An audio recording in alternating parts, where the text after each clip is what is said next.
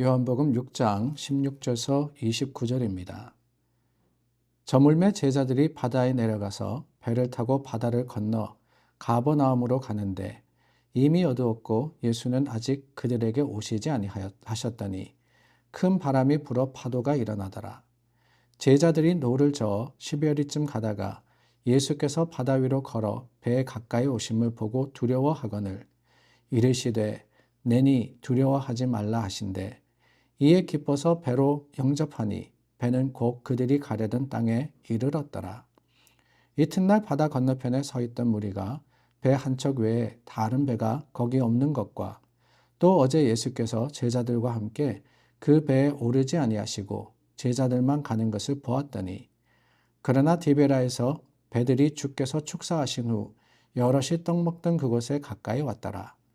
무리가 거기에 예수도 안 계시고 제자들도 없음을 보고 곧 배들을 타고 예수를 찾으러 가버나움으로 가서 바다 건너편에서 만나 랍비여 언제 여기 오셨나이까 하니 예수께서 대답하여 이르시되 내가 진실로 진실로 너에게 이르노니 너희가 나를 찾는 것은 표적을 본 까닭이 아니요 떡을 먹고 배부른 까닭이로다. 썩을 양식을 위하여 일하지 말고 영생하도록 있는 양식을 위하여 하라. 이 양식은 인자가 너희에게 주리니 인자는 아버지 하나님께서 인치신 자니라. 그들이 묻되 우리가 어떻게 하여야 하나님의 일을 하오리이까? 예수께서 대답하여 이르시되 하나님께서 보내신 이를 믿는 것이 하나님의 일이니라 하시니. 예수님께서 오병이어의 기적을 베푸셨습니다. 물고기 2마리와 떡 5개로 성인 남자만 5,000명입니다. 모였던 수많은 사람들을 다 먹이시고 12바구니가 남는 그런 일이 일어났습니다. 얼마나 놀라웠고 또한 얼마나 신기했겠습니까? 그것에 모였던 만여 명의 사람들과 더 많았을 수도 있을 것 같아요. 그 사람들이 이 일을 보고 안 그래도 굶주린 군중들 아니었습니까? 아니 그날만 배고팠다는 게 아닙니다.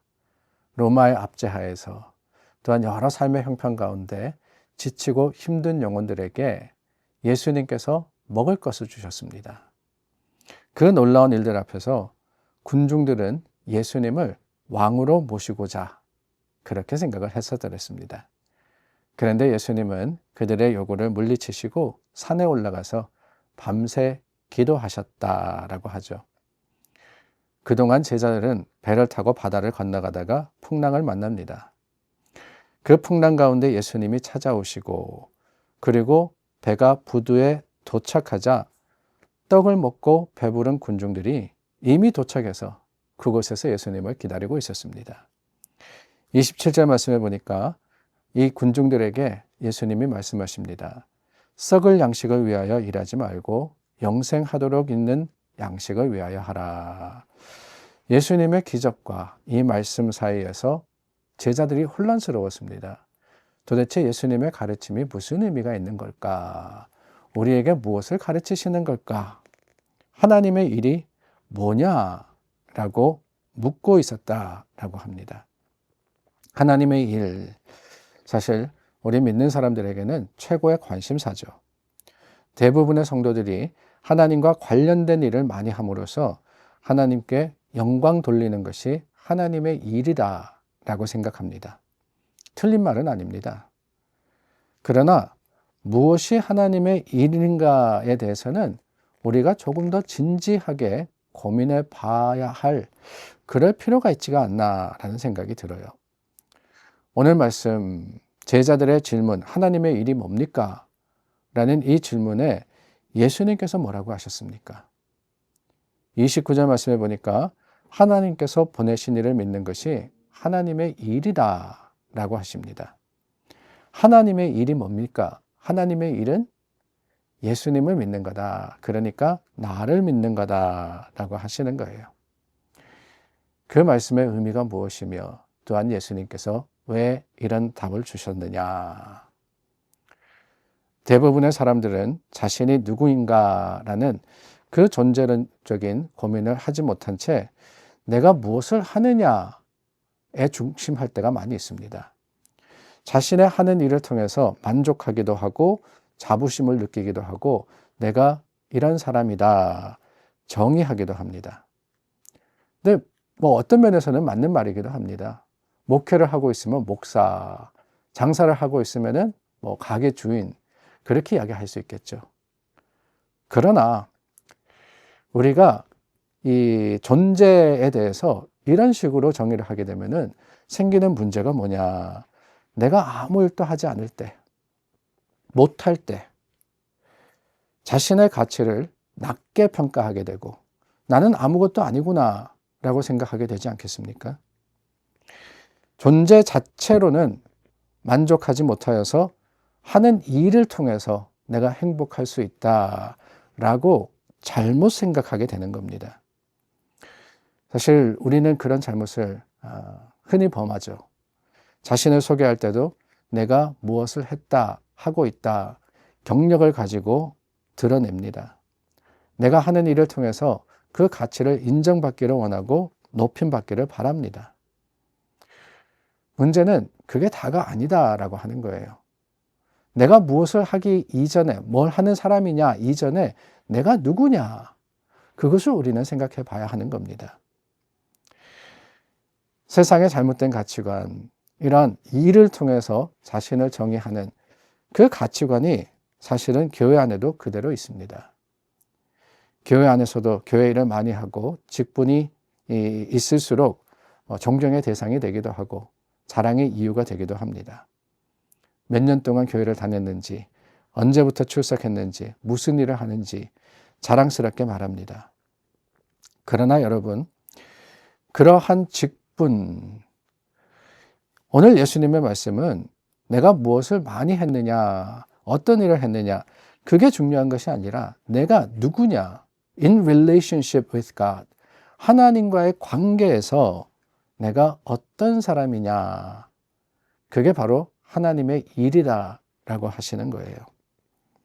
예수님을 믿고 예수님을 따르는, 그럼으로써 주님을 아는 것, 이것이 우리가 신앙인으로서 가져야 하는 분명한 가치관인 겁니다.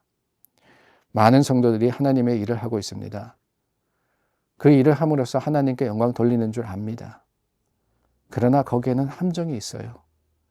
하나님의 일이라고 하지만, 교회 일이라고 하지만 궁극적으로 그것이 내 자신의 만족과 내 자신의 원함, 필요함을 채우는 일이라고 한다면은 사실 그것은 연약하기 그지없는 겁니다. 열심히 봉사하고 교회 일을 하지만 어느 순간 문제가 생기면 믿음까지도 흔들리는 것. 왜 그러느냐? 다름이 아니죠. 내가 하는 일에 더 가치를 두기 때문입니다.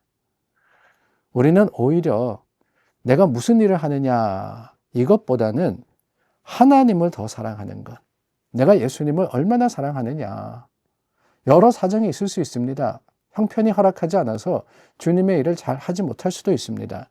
그러나 예수님을 여전히 내가 사랑한다면 그 예수님과 좋은 관계를 계속해서 유지하고 있다면 우리는 하나님의 사람으로서 하나님의 일을 하는 것이 아닐까요?